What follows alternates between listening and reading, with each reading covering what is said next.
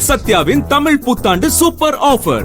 சிவகங்கை மாவட்டம் திருப்பத்தூர் அருகே தேர்தல் சோதனையில் உரிய ஆவணமின்றி கொண்டு செல்லப்பட்ட 12.70 லட்சம் பணம் பறிமுதல் செய்யப்பட்டது. எஸ் கோட்டை சோதனை சாவடியில் கூட்டுறவு சார் பதிவு அலுவலர் ஷேக் அப்துல்லா தலைமையிலான குழு மேற்கொண்ட சோதனையில் அறந்தாங்கியை சேர்ந்த ராஜமுகமது என்பவரின் சரக்கு வாகனத்தில் உரிய ஆவணங்களின்றி பணம் கொண்டு செல்லப்பட்டதாக அதிகாரிகள் தெரிவித்தனர். பழங்கள் வாங்குவதற்காக மதுரை நோக்கி சென்றதாக கூறப்படுகிறது. பறிமுதல் செய்யப்பட்ட பணம் தேர்தல் அலுவலரிடம் ஒப்படைக்கப்பட்டது.